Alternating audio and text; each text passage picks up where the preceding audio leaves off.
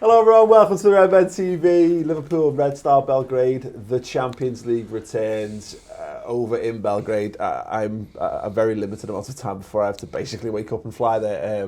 What was me? Ben joins me, Ross joins me, and John joins me as well. Gents, it's.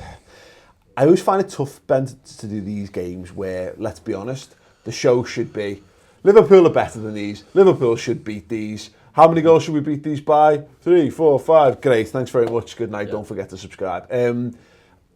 There's a really big opportunity here for Liverpool to get a strong grip, maybe stranglehold on this group if you can go and get 3 points. Yeah, definitely. I think we've been benefited. The fixture list has kind of been kind to us in the way that we've played these back to back. As in, because if you, it's a psychological thing, isn't it? Where Napoli, I'm sure we'll talk about that fixture later on, but Napoli, PSG, they've got 2 tough games there back to back, along with all the other tough games that they've got to play, against us. And then for Liverpool to go and get 6 points on the bounce, where the teams that could potentially be our rivals in the group are dropping points, for them that is a psychological thing of Liverpool have gone and done their job there, and that's going to be good. And it's PSG in particular could end up in trouble because of it. It's. I think Ben's spot on there, Ross, and it's interesting. There's a video Chris did with Jamie Carragher, which I think is out on the YouTube channel at the minute, and he talked about that having the easiest team in the group back to back makes a big difference, because as much as we're looking at the group table and say, yeah, we're top, Napoli a point behind, PSG 2 points behind that, the fact that those two have to go head to head again could make a significant difference to this group. And what you want to do really is, and it won't be decided after this game week, of course, but you'd like to be able to go into that Napoli game and that PSG game knowing that that you play that Napoli game knowing that it makes it a fight between Napoli and PSG as to who else qualifies, as opposed to us being sucked into the mire of it. Even the PSG game as well, though, I don't think, like you said before, going into this game, you can't go thinking we're going to win 3-4, 5-0, as lovely as that would be. I think if you think about the importance of this game, potentially for the rest of the group stage, you need to think, we just need a result here. Yeah. And that's not accepting mediocrity or just thinking we can't snot them. Mm-hmm. You just about points at this point. It doesn't really matter what the result is. Yeah. And that's what we need to. Yeah. I'm sure the players will have that mindset. As much as I'd love us to go and win 3-0, I would just take any 3 points. Yeah, I really want us to score lots of goals, but that's a nice it's thing. The key week of the group, isn't it? Mm-hmm. Yeah. If we win and the other 2 draw, we've got a good gap between us, and even if one of them wins, then that puts the other team under real pressure. Particularly if Napoli win and PSG end up on 4 points while we're on 9. Ideally for you, because I was trying to work this out, and I think there's part of you is like you want as much gap between as both teams as possible, but is there something to just shutting the door on, getting the door shut on PSG? Napoli to win and leave PSG floundering on 4 points. I mean, this is obviously all hinged upon us going and getting the 3 points as well. We put ourselves on 9 points. Realistically, you're looking at you only need a point then from provided Napoli beat Paris Saint-Germain, we only need a point then to guarantee qualification to the knockouts. Well, it means if PSG beat us and then beat Red Star, they've still only got 1 point more than us, haven't they? So, a draw, and we've got a better head-to-head probably. Yeah. So if we draw at home in our last game, you take that, wouldn't you? It would be nice to be in a position where when we come to Napoli in the last game in December, obviously they're a good side. Unlike Spartak last year, where it was pretty much done and dusted, we needed to win, but we were expecting to beat Spartak. You'd be at a point where you qualified and you can just kind of relax and watch a good game between 2 teams. That's the goal, I think, at the moment, as probably for the team. And I think you can the do best that. way to do that is to if be Napoli in a position. beat PSG and we win, I think you can do that. Yeah. Been a bit selfish, but going over to Paris, we want to go enjoy the game regardless, not thinking, oh shit, we lose this, then things are back in the mix again. I think if you can afford to lose the PSG, like you just said, then you've got Napoli in your hands, and you put Napoli and us at the top of the thing, and we can put PSG out of the Champions League together. I think it'd be like a well, it is Italian football, Ross, so you never know. I'm not suggesting that or any backhanders, but it would be ironic if PSG got knocked out. It's when Gianni Infantino sat in the crowd when you go, whoa, what's We changed the rules there, PSG through. Yeah, no, honestly, yeah. No, I think that's it, and it is important, and that it makes you wonder. I think we all looking at this game, you're dead right to say, look, Liverpool could, we took on the final word, that Liverpool could probably do with going and getting a really good result. I'm fascinated to see what this is going to be like, because I've seen videos of what the atmosphere is going to be like over there. But we seem to be playing a different game this season. We seem to be trying to be much more secure, particularly at the back or whatever. So whereas last year we were going away and we were battering teams with lovely, brilliant football, and I think Klopp is going to go to this game thinking, well, we've got to win. Yeah. But not, we've got to batter them. Yeah. I mean, hopefully it's...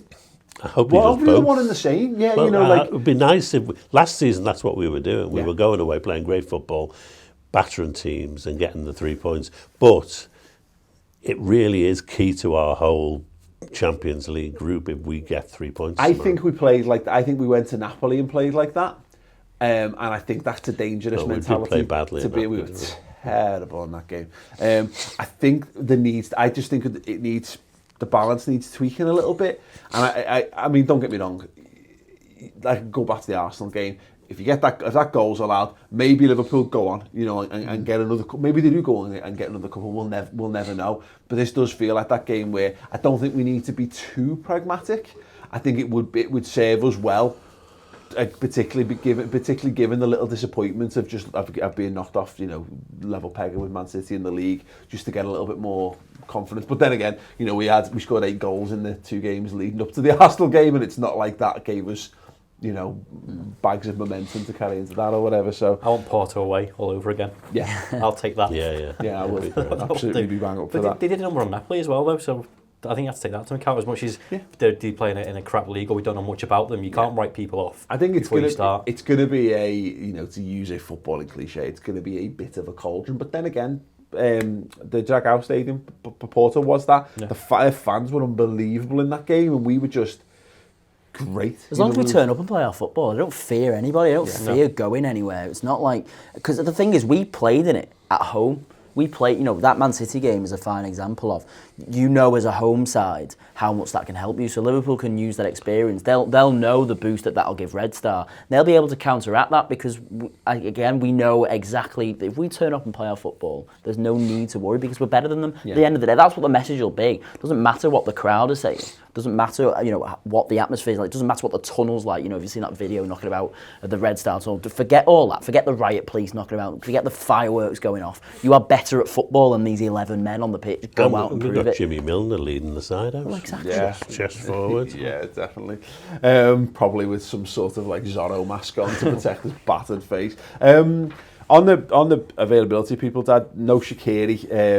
I mean, especially for non-footy reasons, there's a blower. Jurgen Klopp said, we've heard and read the speculation and talk about what kind of reception he would receive, and although we've no idea what would happen, we want to go there and be 100% focused on football and not have to think about anything else. We're a big club, a football team. We don't have any message further than that. We have no political message, absolutely not. We wanted the focus to be on a great game of football, free from everything else. It's well, I told you at the Anfield game, I don't know how many it was, 50 maybe away fans who were allowed in. Every touch of the ball for Shaqiri was booed and jeered, and when he was fouled, the whole place erupted. God knows what it would have been like if he'd been on the pitch. I was thinking about this, and part of you goes, well, I don't think it would have a negative impact on Shaqiri because I think he lives for that. I mean, look, you don't do that celebration in the World Cup if it's not a but it just makes factor. The crowd that more, noisy. You know what I call it? The Raheem Sterling factor. And to the words out of my mouth. You just don't need, their crowd's going to be fired up. They're going to have the support, and you want to kill that crowd. And you don't want this situation, Ross, where with Raheem Sterling, you're just throwing someone in who just keeps it bubbling Just away. An extra incentive for them to get geared up, and I don't think they need one as it is already. And like you say, it's not going to affect Shaqiri. The only thing I've seen is from a non-footballing side, it sends out the wrong message to say, well, if you think one of your players is going to get booed or whatever, yeah, it does. Can you afford to do that all the time? I think it's different with Sterling because there's no political agenda behind it, is there? No. The other thing is that if you didn't start with him, then you've dampened the crowd, and then you bring Shaqiri exactly, on. And yeah. Up they well, go that's the thing. The City had the like last season when they brought Sterling onto a game, and it was the worst thing you could possibly do, because just when we needed a little bit of a G up, here comes someone that we're just desperate to boo and hiss and jeer and whatever. So it does make sense to some extent. It's just a shame that you're right. I think it does. I don't think it's great. A part of me is like a bit of defiance in the face of all that, to be honest. But I think the way that we're playing at the minute as well, when I was saying like we're lacking that attacking threat between midfield and attack, he's the answer for it for me. Yeah. Well, so is Lallana, but I think you get a lot more out of Shaqiri. And given that he played 10-15 minutes against Arsenal, if they already knew that he wasn't going to play on Tuesday, why didn't he play more on Saturday? Well, maybe, I think just that's tactical. I think it says more tactical, doesn't it, than anything else. But Shaqiri hat-trick next Sunday. Yeah, well, why not? But the good thing is it's Europe, so the pace is naturally a bit slower. And we talked about Fabinho not being great in the Arsenal game, Ben, but he looked fantastic in this game. At Anfield the other week. He really looked up to his speed. That means that fine for Fabinho to, I guess, continue. But we mentioned Lallana. We could find this is a really interesting game, I think, for Adam Lallana, because he's more likely to get in the team because of the Shaqiri thing. And it might just be one of those games that might be actually really well suited for him. Yeah, there could barely be a better game for him to come in and make an impact.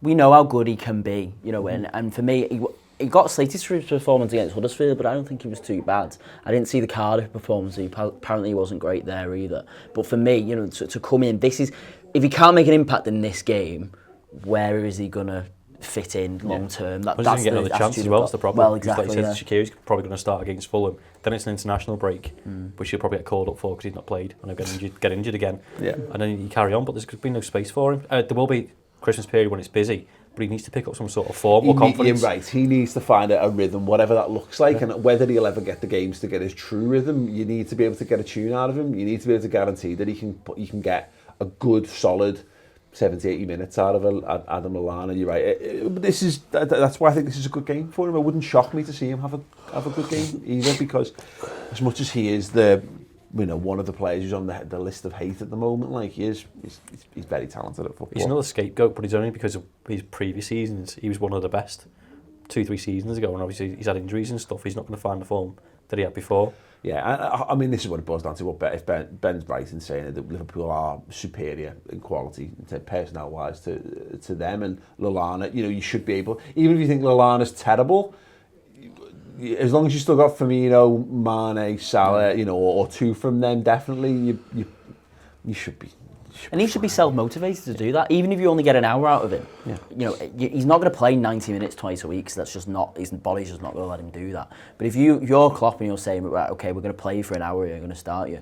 You must be, you must know that if you're not already in last chance saloon, you're pretty much getting there with your Liverpool career. You just want to go on and run for as long as you can and create as much as you can. I think he will. It wouldn't surprise me at all if he had a really good game. No, Jordan Henderson hasn't travelled with the squad. He's going to stay back with Shaqiri. Klein is ill, which I think would have been an interesting conversation, Dad, just because we know Lovren's travelled as well, so it's likely Lovren will play in this game, knowing Jürgen. We've talked about Trent not having a great game against Arsenal. We all want to see Gomez play more at centre half. Yeah. We've not talked about Nathaniel Klein. No, and he looked like he'd had a great pre-season. He played a lot of games. Didn't look as though he was suffering any effects from his long layoff. And then the season starts, and he's just a forgotten man, isn't he? Yeah, completely. So you'd have to suspect that his Liverpool career is at an end. Really. Yeah, it's mad, isn't it? He's last chance saloon now, isn't he? Yeah. Because we have got options. So Trent's injured, you put Gomez out there, and you can happily put Matip or to vary. We said this, but there's a varying degrees. The players who Klopp inherited, he's gotten the peak, the most he's ever going to get out of them. You'd suspect, and that is the list of it's Morenos, Lovren, Nathaniel Klein, James Milner, Adam Lallana, Jordan Henderson. These are all absolutely fine. You can play. You can have two. You can have a few of these lads in your side any given week and still be a very, very good side. But it's too much of a risk, though, isn't it? When there's so much pressure to win every Premier League game, and the position we're in this group stage now, like you said, it's the most important game currently. But you can't just throw Klein in there who's not played for 5 or 6 games, and then he could bite you on the arse if he makes a mistake or we lose. Yeah, but this, I mean, but the kind of saying is this is we are moving away from these lads, but then also they know how to play under Klopp. They've been there, they know what it means. They understand Liverpool Football Club inside and out. We're very fortunate to have these lads there, because as much as we're saying Klein's career might well be done, and this is last chance to leave for Lallana, and it might be the end, you know, we're all looking to see Lovren phased out and Moreno's going to go at the end of the season. If at any point, look at Moreno's performance last week. He was really, he was not brilliant, but he was good. It was a good left back performance. We are very fortunate to have these lads to drop in. We're not dropping a bunch of lads in who we've had to sign in the summer to pack the bench out like we used to do under Rafa. These are lads who can just come in. That's their job. They're the old guys who used to do that job. So, you know, if we have to see a couple in this game, fine. Naby Keita travelled as well is a big thing. Maybe a bit early. We're going to get people's preferred 11s in a second. I'd be interested to know whether anyone other than me has put them in. Stay tuned for that. Chris did the Newsroom podcast this week with Christian Walsh from the Liverpool Echo. It was very, very good. He talked a little bit about Aaron Ramsey. Here's that. Aaron Ramsey, I just feel like if Arsenal willing to do business in January, go for it. He's always done damage against us. He's just a clever footballer. It feels like another one of these guys, Christian, that Klopp could get the best out of. Definitely. It feels like a Milner replacement as well. And that's not to say Milner's going anywhere at the moment, but he is 33. He will turn 33 soon. He's not going to be around forever. Ramsey's older than you think. I think he's 28, maybe even 29 now. But, you know, he's got that 4 years on James Milner. And it just feels like he's experienced, but he's still sort of young and energetic enough, even though he's approaching 30. He's a Klopp type of player. You can see him in that number. For example, if we're talking about that right-hand side role in that 4-2-3-1, you could see him operating there. He's done it for Arsenal before. If it was a 4-3-3, you can see him do that as well. I just feel like if Liverpool do need a boost in January, you know, if they're still in a title race and they feel like they need a little bit of reinforcements in terms of creativity from midfield, goal scoring from midfield, he'd be the option. But in the summer, I think it would be a no-brainer. The Newsroom podcast is available on the redmentv.com. Chris, every single week. It's going to be a big stretch this week because he's getting back from Belgrade. But and he's a bit poorly at the moment, so we can all send well wishes. Get well soon to Chris, who, if he's miserable and upset, is mainly bad for me because I've got to spend the next 2 days in his company. So if we can just... with your earphones in. Yeah. So fingers crossed he's okay. But yeah, anyway, the full sit down with Christian Walsh is there. It's on the redmentv.com. Some fantastic people Chris has spoken to that. He speaks about some stuff that's going on in the Liverpool world, but then also talks about their role as journalists. So if you really want an insight into what it's like to be on the Liverpool beat, Liverpool scene, be involved in that journalistic world, you can do. Melissa Reddy's been on it. Goal.com's Neil Jones, Andy Kelly. Neil Jones is on again this week, brilliant, so there you go. And a whole host of other brilliant content as well. So yeah, get over to redmentv.com. It is free for the first month, so you can go and try it out on our brand spanking new website. It's boss. I think it's boss, and our subscribers seem to think it's boss. So yeah, if you are a subscriber, let people know in the comments below. And other than that, come and check it out. Preferred 11s then. Dad, I'm going to start with you.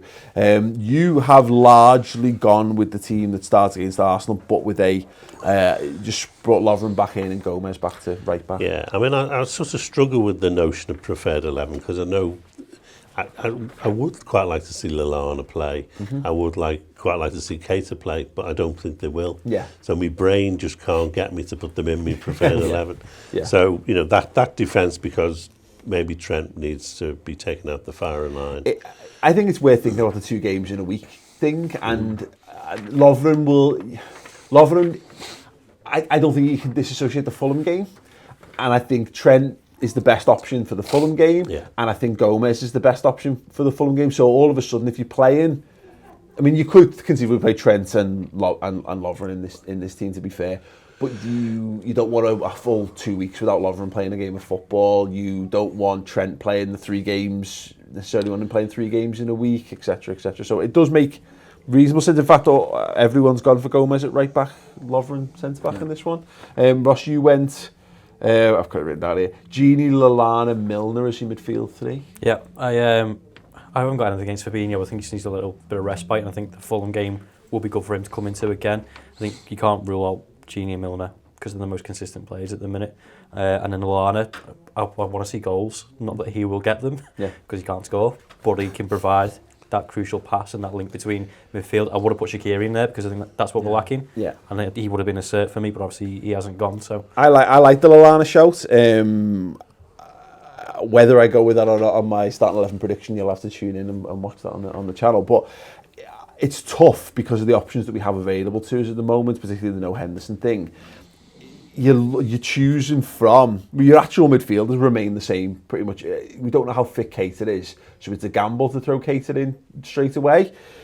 If you don't put Lallana in there, it's too industrious, isn't it? Exactly. It's kind of like rugged old school midfielders, and it's like you just don't have that creativity, which I think, not that Lallana's got it in abundance, but he's got it in more significance than Fabinho and the rest of them in there. And maybe go back to using Lallana in the way that we used him, particularly in Europe, maybe makes sense. You know, not going to be at a breakneck speed the same way the Premier League game is, so you might get a bit more change out of Lallana in midfield. I think it does. I mean, I think the way that he changes the pace of the game by his turns and his running, you know, he sort of dictates when we speed the game up, and there's a good link with our fast forwards.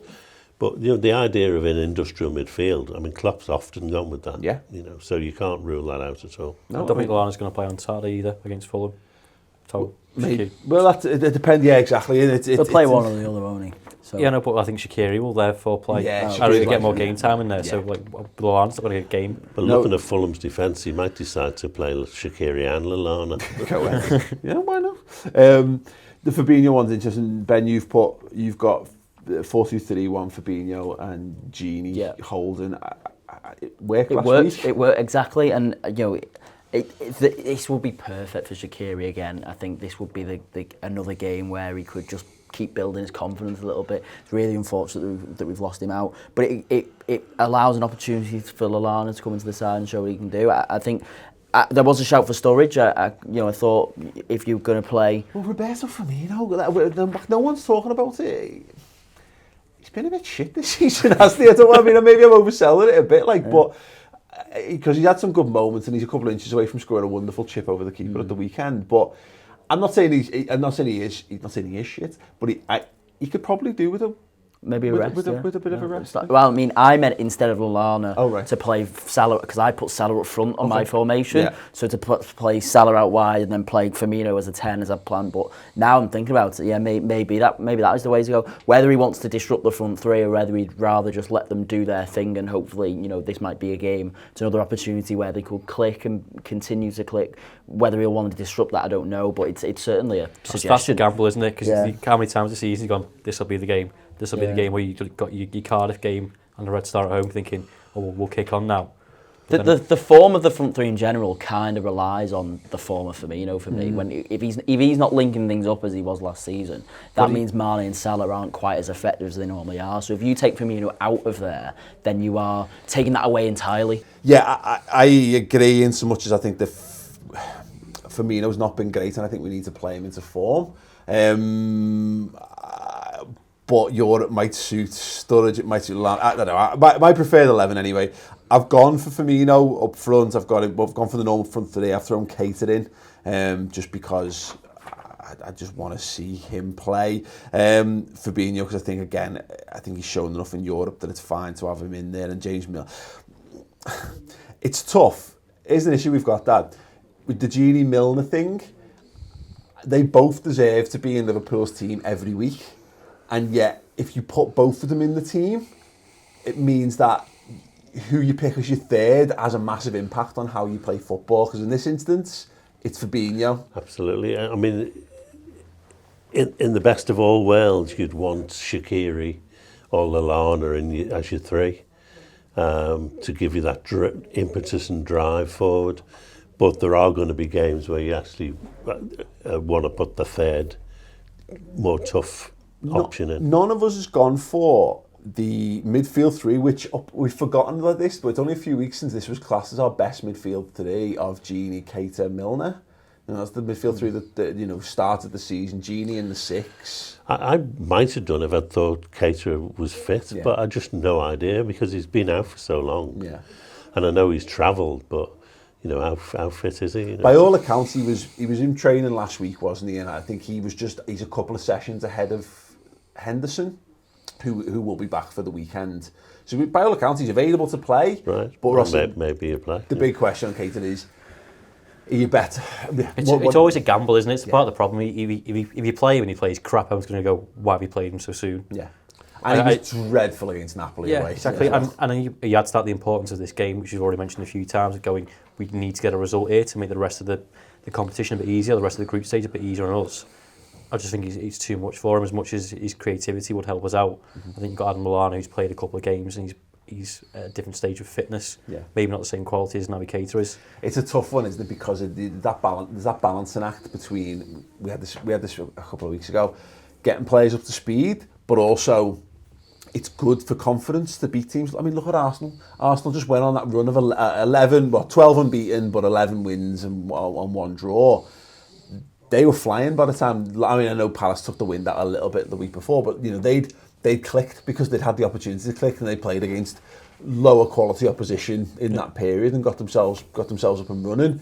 Do you use this as a period to get everyone up and running, or do you want your best players absolutely fit and firing? And then who are our best players? The perfect situation for me would be Keita 20-25 minutes. Yeah. If the game's going our way against Red Star, then play him against Fulham. Okay. And then you've got a stupid international break anyway, so it doesn't fucking matter. Yeah, absolutely. Right, let me know your preferred 11s in the comment section underneath. Score predictions? 2-0. 3-0. I'll go with 3-0 as well. Oh, yeah. Brilliant. Yeah. 4-0. It's almost like we haven't recorded this section before, and had to re-record it. 4. No. Nay. 5. Oh. 1. I think Liverpool. I think and hope, but this is one of those games, isn't it? We talked about it. The atmosphere. It's not a typical it's not like going to Maribor where it's not. And these have got a massive pedigree, and it will count for something. I think in their ground, Liverpool will have to be, whatever team we put out will have to be at their best. If they're at the best, we should be able to get it sorted. But if we're not absolutely on it, there is a narrative there where they could do something. I think badly as we did at Napoli, then anything could happen. Yeah. And where that performance came from, I don't know. I've not seen that for donkey's years. Similar to Arsenal, because he said they haven't played anyone. The narrative was we were going to beat them because they just played crap. Well, it's the same for Red Star. But remember when we played them at home, they said they only lost twice in 50-odd games. Yeah. Well, they played nobodies, but for confidence-wise, well, they're 9 points clear at the top of their league. They've won the 3 games since losing to us. I think the issue is, it's like the PSG thing to some extent, is that they don't really have a challenge in their domestic league, which can work for us, but also the home advantage. This is them, the home turf for a reason. So it might be a bit naive or a bit stupid for me to pick a big score here, but what? We've got the quality of players though, like Ben said before. We should have the mentality and the quality to go and do that. Fingers crossed. And I'll back this Liverpool side, because why not? I think if we put no matter what side we put out, if they perform to the best of their ability, we've got the ability to win this game and win it well. I'd like it to be. I think it will be one of those games though where maybe with 15 minutes to go, we could find a couple of late goals to make it look. It might a 5-0 might flatter us, but however we take it, I'll take that. Score predictions, comments below as well as alongside your preferred 11s. If you want more fantastic content, the Around the League podcast is there, the Man of the Match podcast, the Newsroom podcast that you saw a clip from before, and loads of other things in between, the Liverpool Women's podcast, all on the redmentv.com. It helps fund everything that we do here. Our subscribers are the best people on the face of planet Earth. So we love those guys, and if you want to become one of them, get over there, and you can have a look at it for free for the first month as well, so do that. Thank you, gentlemen. It's been an absolute pleasure. Hopefully we've got massive grins on our faces for the Final Word show coming up later this week. I will be over in Belgrade, and hopefully there'll be a vlog up on Mates TV as well. Other than that, thank you for watching. Thank you for subscribing. See you all soon. Ta-ra.